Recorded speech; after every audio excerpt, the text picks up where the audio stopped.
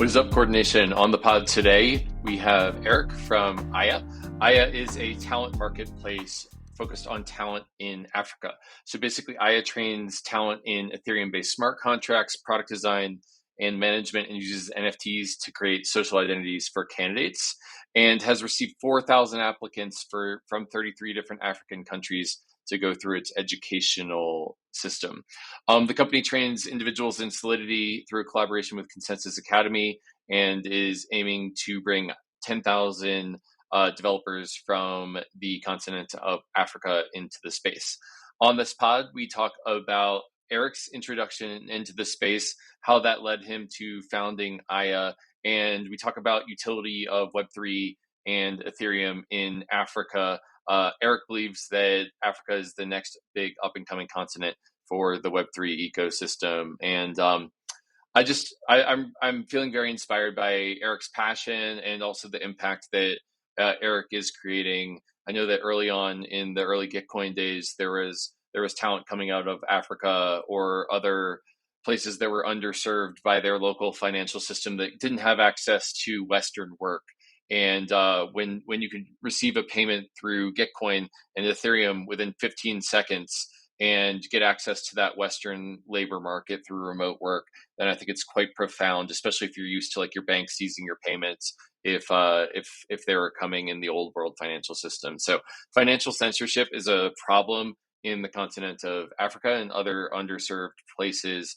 And so the big idea here is, what if we could import access to the financial system, the features of the financial system that we take for granted in the West, into places in the global South, things like stablecoins, things like access to Western labor markets. And I think that just talking to Eric, you can hear his passion is quite profound. The work that Aya is doing to build a bridge between the people in in Africa to the Web3 ecosystem.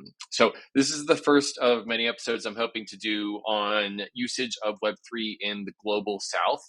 So trying to go outside of my biases of the people I know in the West and really focus on how Web3 is changing the world in places like the global South. So Eric is a really amazing speaker. He's very passionate, very talented, and I think Aya is doing some really cool stuff. And I think you're gonna enjoy this episode, Coordination. ValleyDAO is an open global collective working to finance and democratize the governance of synthetic biology technologies to protect the future of our planet. Research and progress into synthetic biology is critically constrained by the world of nation-state regulations and bureaucracy from middlemen. But the potential that synthetic biology has for the world is massive. It can produce a world in total harmony with nature. We can grow stuff using cells like software. It's awesome. And the best part is we no longer have to pull carbon out of the ground to grow and maintain civilization. Don't you think we should be funding this? ValleyDAO does, and that's what they're here to do, to try and make the SolarPunk world of tomorrow a reality today. So join ValleyDAO right now and save the planet at valleydao.bio. Eric, how's it going? Very well, Kevin. Nice to meet you. Today has been an awesome, shiny day in Zuzalo here. So it's been a great day today. Nice. Well, I'm excited to talk to you about Aya, which is a Web3 focused and reputation-based network for global hiring. So can you tell me what you've been building there and what the aim of it is? Yeah, thank you so much, Kevin. So before I zoom into that, I think it would be proper to give a bit of a background about myself and what got me to here. So my name is Eric Annan, originally from Ghana. I live in Ghana, school in Ghana, and started my adventure as an entrepreneur back in 2015 when I did a trip to Nigeria with my friend.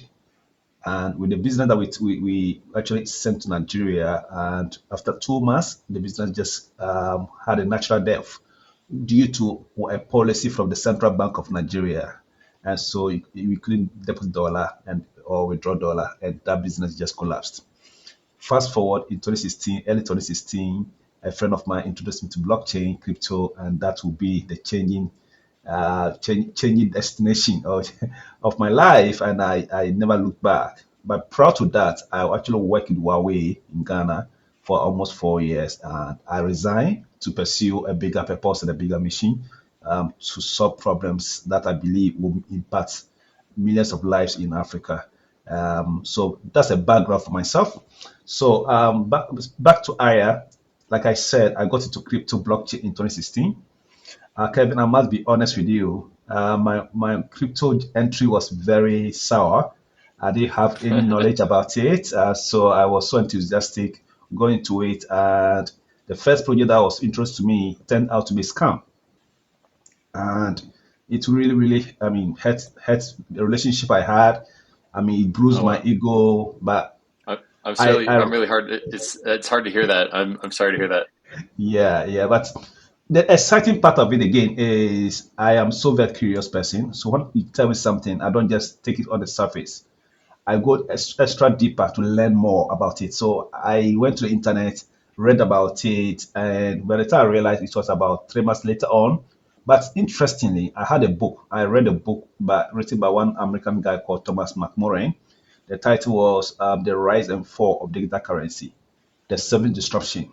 And that would be the foundation with which I will pursue my journey on with blockchain. I became an evangelist.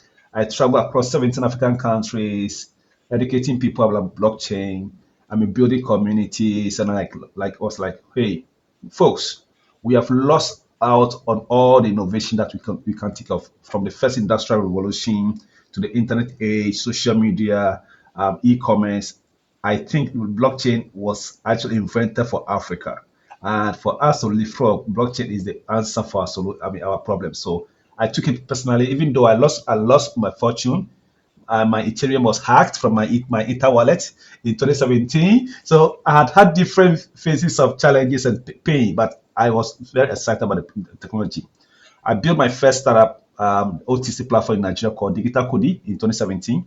Fast forward, I co-founded one crypto fintech platform where we wanted to make cross-border payments seamless in Africa called the Financial Passport.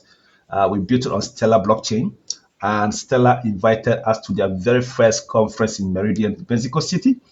And my startup product was used by Stellar to kind of showcase how Stellar blockchain was solving real problems in Africa. Fast forward, that startup failed in 2021. A couple of other factors, including regulations and other factors. That's where Aya came. Now, Kevin, Aya is very important because it is a public good project. It's a project that, for me, is going to change the face of blockchain adoption in Africa. As I speak, there are 30% blockchain developers in America, 30% in Europe. If you look at Africa, we have 1.4 billion people, and in terms of blockchain builders across the world, in Africa, we are only 3%.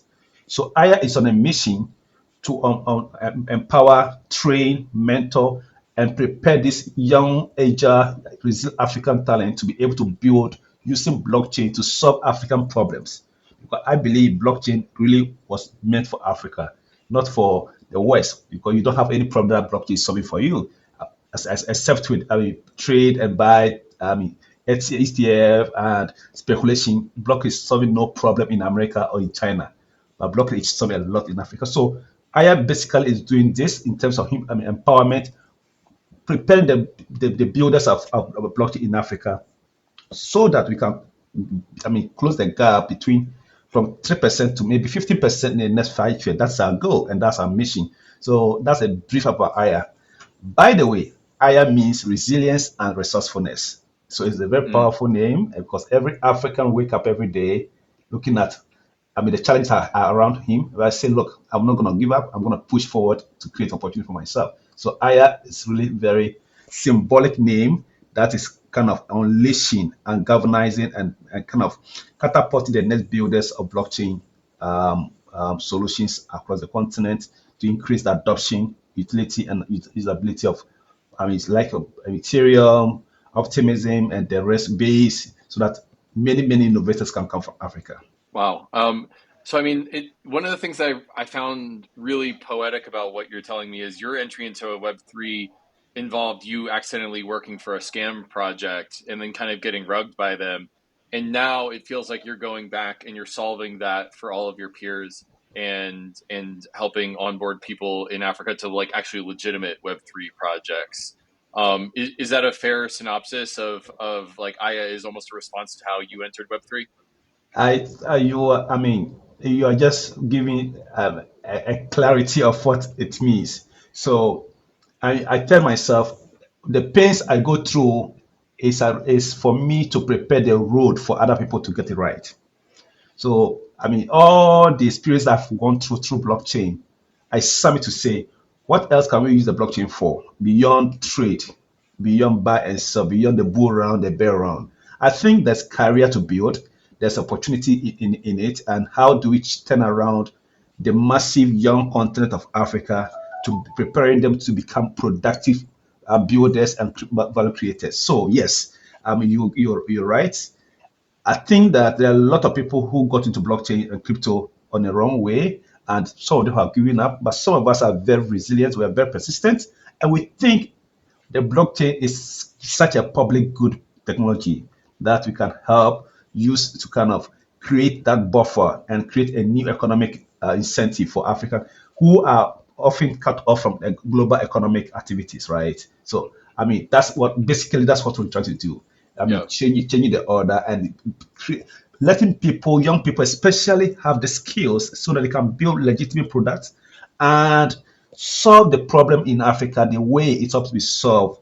Not sitting down waiting for somebody in San Francisco to solve problem for us when they don't even understand the context in Africa. Did you say that Africa is cut off from the global financial system? Could we pinch and zoom on that a little bit? What's the history there, and what's the why there, and how has it affected the people there?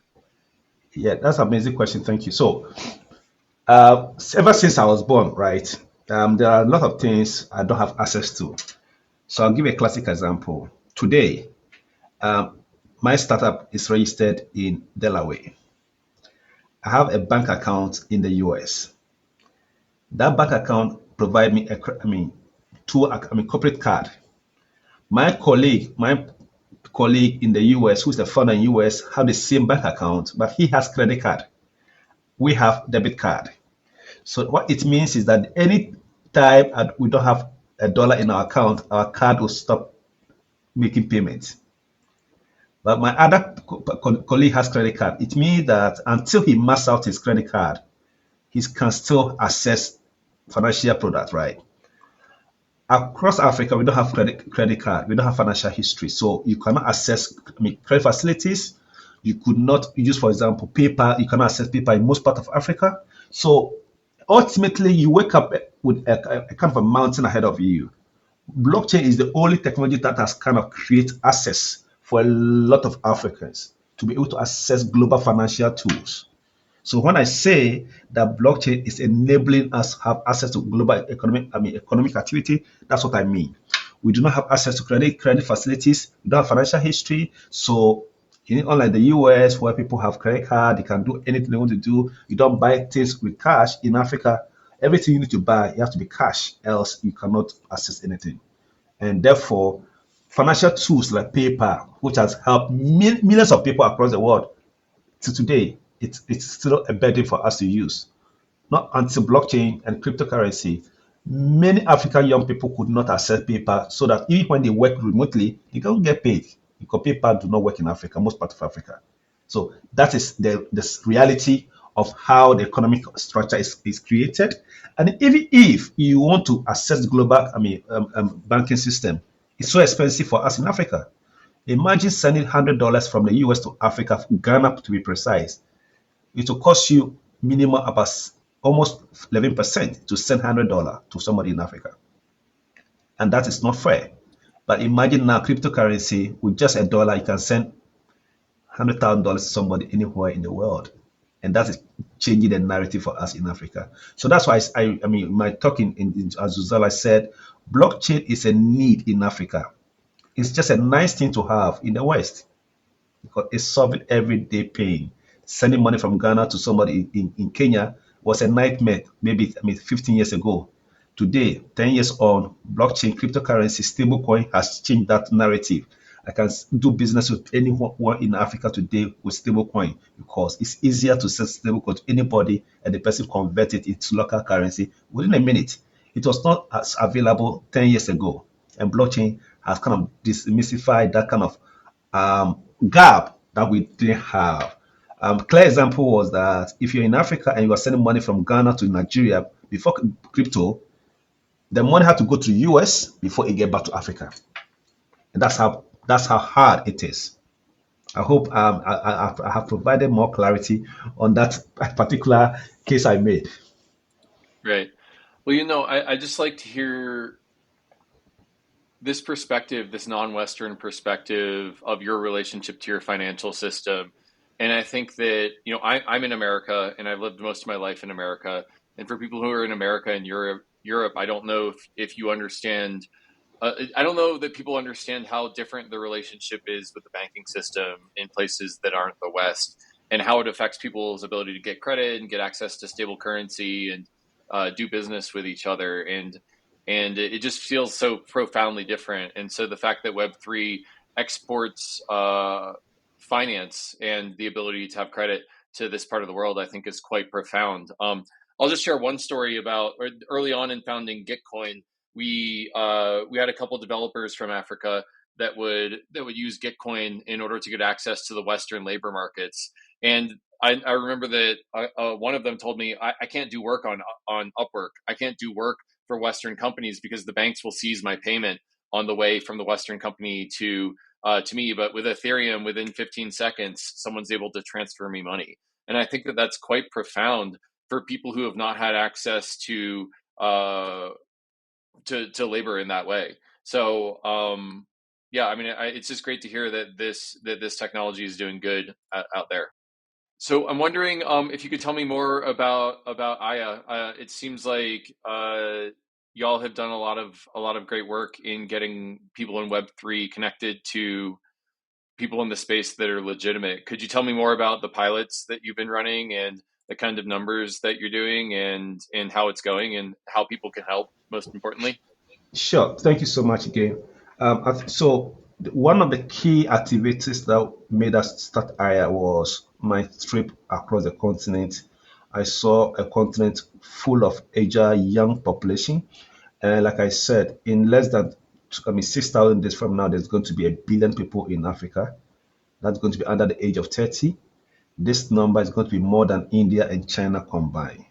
Kevin, the challenge is that to today, there's no opportunity for these young folks. But the good news is COVID has kind of dismantled the rope or the wedge from global opportunity like jobs, and therefore people now embraces remote work, and therefore we believe that the next hub where young talent will be in Africa. But if we don't prepare them to kind of have the right tools now, it's going to be a challenge for us. So one of the reasons we started IA was we conducted a research and we spoke to about 500 different young people in about 10 countries in Africa and asking them, are you a remote worker? We had a lot of people say yes. How do you get paid?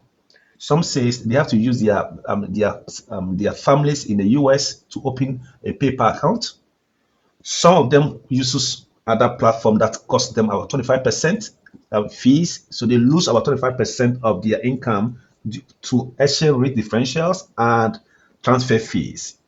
And some of them that uses their families to, you understand, sometimes the money hit the account and there's so much different stories to it, right? So these young people get to work with their skills and they don't even have access to their income. That was the motivating factor to start higher. But when we started, we just built a platform to enable them access global opportunities. But we wanted to just focus on Web3 because we knew that there were a lot of platforms focused on Web2. You have a number of them, but nobody was actually preparing to focus and look. We want to prepare a lot more people to have this skill, smart contract, Web3 product design. Why product design? Because it's still technical. Well, a lot of Web3 products, right? It's still technical. So you need to have more product designers to be able to intuitively build product that can actually, a UI that can enable my grandmother in a village access crypto without they need to know it's crypto. We are yet to get there. So we start off and we got a gap and we realized that we needed to train them.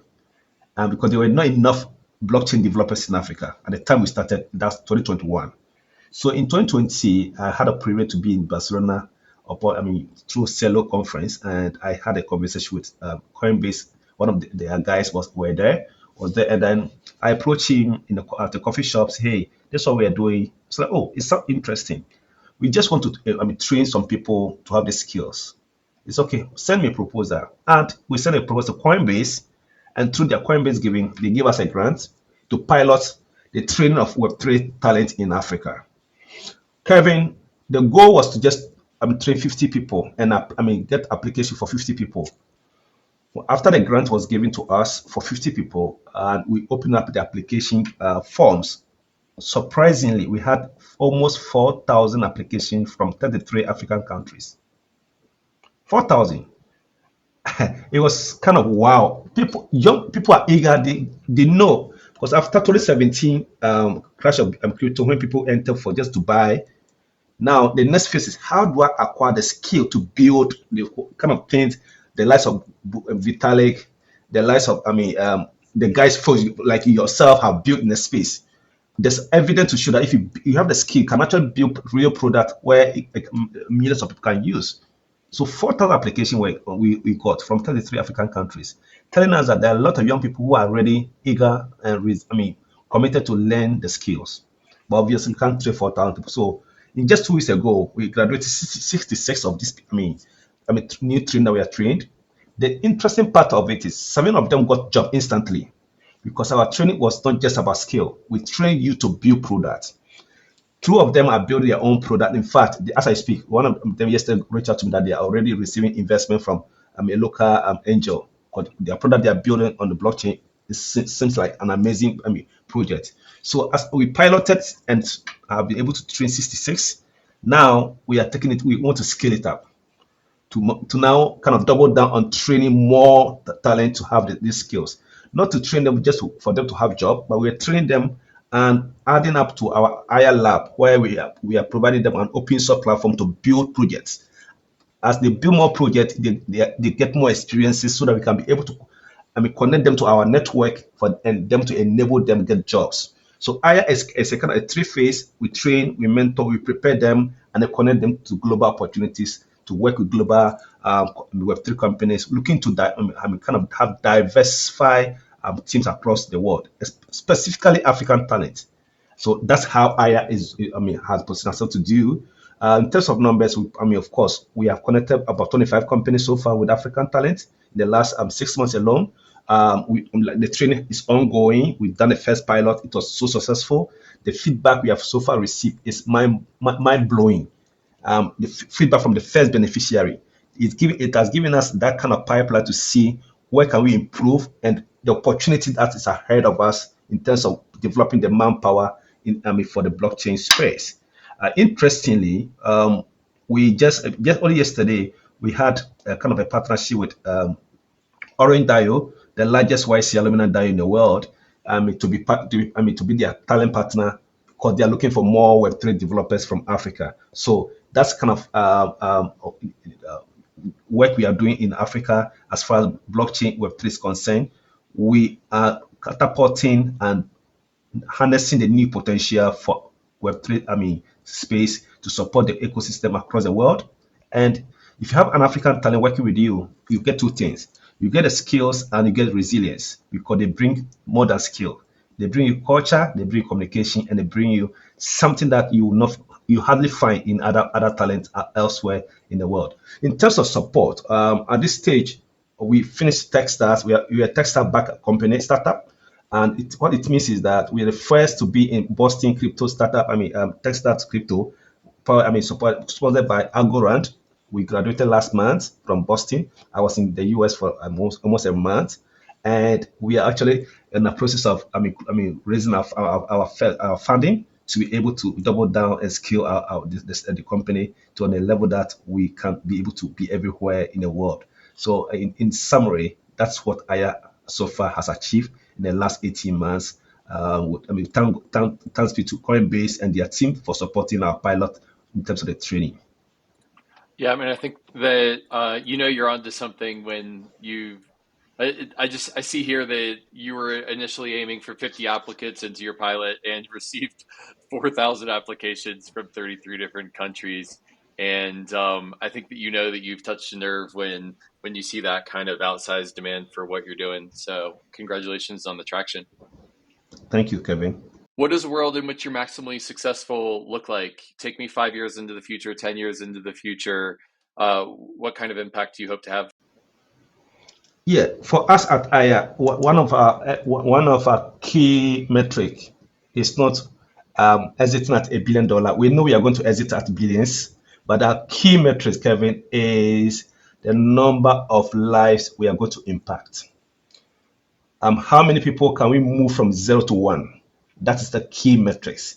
So in the next 5 years, the minimum basic viable product we want to test is to train 10,000 Web3 developers in Africa. That is a success for us. And what that also means is that the upside of it is this. If you're able to achieve that, that eventually give us opportunity to unlock $1 billion market. So for us in 5 years, success to us means the number of young people that we're able to convert them from 0 to 1 in terms of having that skill. The biggest success that we will never achieve, or we will not be able to achieve, which may be painful to us as a team, is not getting this vision executed into its full potential. Because the African continent is where China was, 40 years ago. In fact, 3 weeks ago, the US ambassador to Kenya, who happened to be the eBay CEO, Mr. Whitman, made a statement, and I found it very profound. He said, Africa is the last and the largest opportunity in terms of supply chain and consumer prospect. And it is where China, Southeast Asia, the opportunity presented 40 years ago. And therefore, if you are anywhere in the world and you are working in blockchain, crypto, AI, and public good projects, and you do not consider Africa as go-to-market strategy, then I'm not sure you're actually working in blockchain. And that's the challenge I'm giving to the West. Because blockchain is solving no problem in the US. I was in the US for almost a month, and I was asking myself, what really is blockchain solving here in the US? But you have all these amazing protocols in the US or in China or in Europe.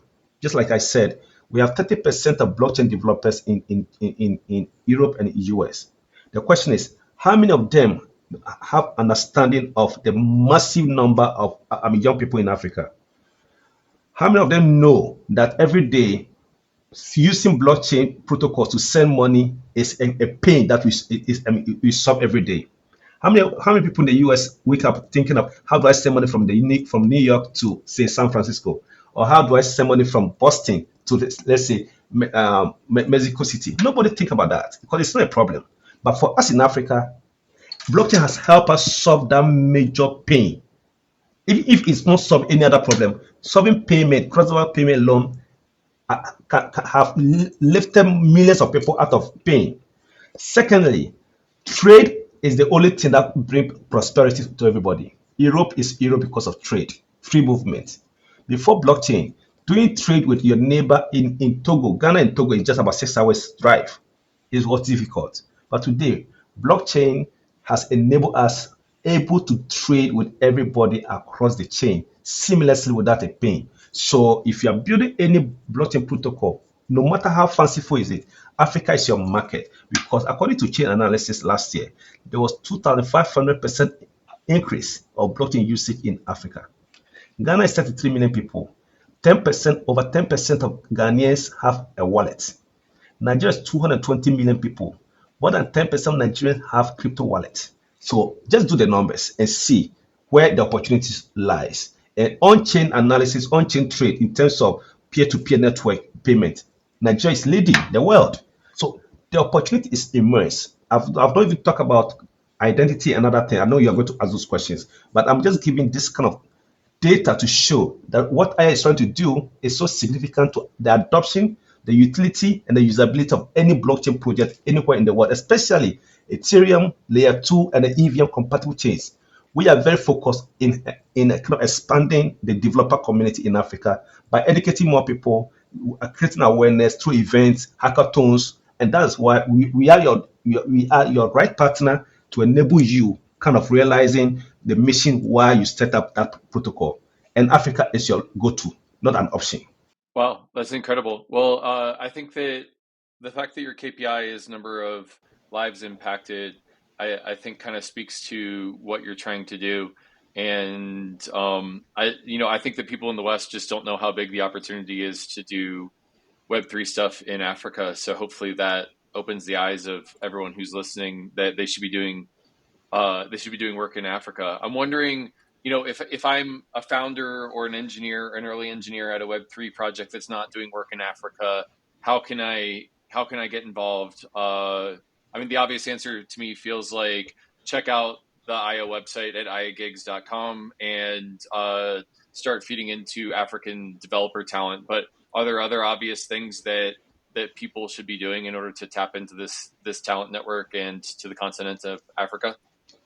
Yeah, absolutely. Thanks for that question. So, for us, it's all about collaboration, right? We cannot do it all alone. And there's a certain level of expertise that we don't have it here in Africa. I mean, if you have just 3% of Africa, 1.4 billion people, a population that 70% is under the age of 30, and we only have 3% being engineers in Africa, it tells you that we need to be able to tap into the global expertise. So one of the key things that we believe global engineers in Web3 can do is to kind of do a kind of a give back to society. So we're looking for mentors to help us kind of mentor these young people with relevant insight for them to be able to kind of upskill to that level. In terms of tapping to the African network, yes, there are incredible talent in Africa. The only thing that if you don't know, you don't know. And today, through your medium, I'm sharing to the world that there are incredible talent in Africa who are eager, they are resilient, they are ready to work from engineer, smart contract, product design, product management, and I've not even added the other non-technical role like community managers, ambassadors, digital marketers, content writers. You got a ton of this talent in Africa. We are open to work together. You can reach out to on our platform. And we are just very new. We have not finished building the entire technology yet, but we have something that is already in progress. MVP is there. We have a talent pool of 7,000. So whatever talent you're looking for, if you look into Africa, it will look into our Aya platform. We got it, and we got it covered, and we are happy to work with anybody in the space to kind of expand into the continent. The opportunity is in Africa, and we are very ruthlessly saying this because we know that blockchain. I've traveled to more than 10 different countries out beyond Africa, and I know that I don't see anywhere. However, I've traveled, I was in Barcelona. I didn't see what blockchain was actually doing in Barcelona. I've been in the US, and I honestly don't know what blockchain really is doing, apart from speculations, and of course there's liquidity there. We don't have enough liquidity in Africa. That's another shortfall. But in terms of pain point, that is where it is in Africa. In the West, it is just a nice thing to have, and it's just a ticker, not a pain. Thanks for that. Well, I see that we're getting towards the end of our time, and I'm wondering if there's anything I didn't ask that you want to say, anything you want the audience to know or do, please let us know. Yeah, so I think I was expecting for you to ask what are the major, hurdle or obstacle facing African talents, right? And that question was going to really help me, but since you didn't ask that, so one of the major hurdle or challenges every African faces is issue of trust. Issue of trust. So because it has been a continent that has been in a lack for a very long time, still people do not have a better perspective about the potential of the continent, and therefore it creates a lot of mounting for a very good talent, a very good founder to be able to access global opportunities. And I say that trust is the highest form of currency, right? And blockchain has enabled us be able to tell our story in a way, in a manner that has never been told before. And so my point is that African young people are changing the narrative. The young people are tired of lack. The young people of this continent, we are going to define the future of the world. We are the youngest continent. And in the next 10, 15 years, we are going to even have much more younger population. The US population is declining, it's aging, it's not increasing. The population in China is decreasing. Africa is the continent that is so very active, young. And therefore, if you are a startup, you are a company, you are a VC, you are a protocol anywhere in the US, Africa should be your target. And therefore, young people are not saying that we don't have a bad, a bad, past. We know that our past has been wrong, bad, but we are ready to kind of create a new reality for ourselves. We are ready and willing to create an online on-chain identity, an identity that gives us opportunity to access global opportunities that today is available on the internet economy. And therefore, the story has changed. We are building on-chain credentials. It's no more about what if, it's about why not. And we are ready to partner with anybody, anywhere in the world to create this reality. The opportunity available to us is not for us to travel to the US. We want to stay in Africa and work remotely so that we can all collaborate to create value. No more where do you come from. It's about value. And African talent are creating value. In the last 10 years, young people have created unicorns in Africa. Young people have created multi-million dollar startups in Africa. The tech in Africa is new, it's very nascent, and the opportunity is now. And we are looking for supporters, partners, collaborators for us to work together to create a new reality for young people. Because if you don't do it, it's not going to be only Africa's problem. It's going to be on all of us in our faces. And the earlier we work together to create this opportunity, seamless opportunities, borderless opportunities, I believe we can create a better world where a new humanity can exist together and create this reality. As this week, there's a network state conversation about network state, network city. It's no more about where you come from. It's about aligning on a common mission, on the common values. And I think the blockchain gives us that opportunity to create that reality. And that's what we are here to do. And we are here to collaborate with any progressive, aligned, public good supporter in this space for us to create this new reality for our young people in the continent to create value. Thank you. Yeah.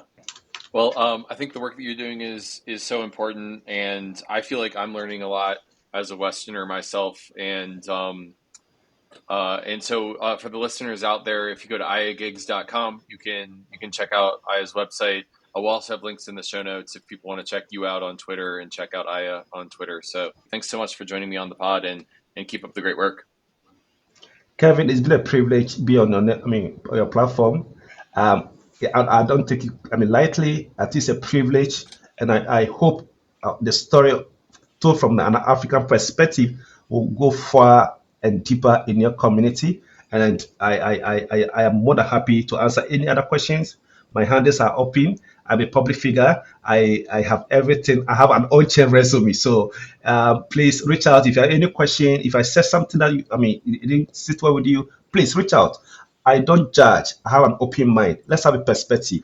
Conversation increases our perspective, and once we have different perspective, we're able to have richer judgment to whatever we do. And I think that I ought to be part of a world where we discuss value. I want to be part of a world where it's not about where you come from, but you believe that we can create value to kind of empower the world. I'm a public good advocate, and I think education is one of the things that has made me be where I am today. And if you can train more people to have the skills, I believe we can reduce poverty by emerging, and that's a kind of a public good privilege that I have. So thank you so much, Kevin, for the opportunity to engage your community and give me opportunity to sit in your most audacious platform. I'm grateful. Yeah, well, that's very kind of you to say. I'm profoundly impressed by the work that you're doing, and thank you for telling us about it. And I hope we can build a more regenerative crypto Web3 internet together. So thanks again. Thank you, Kevin. Grateful. Peace and love.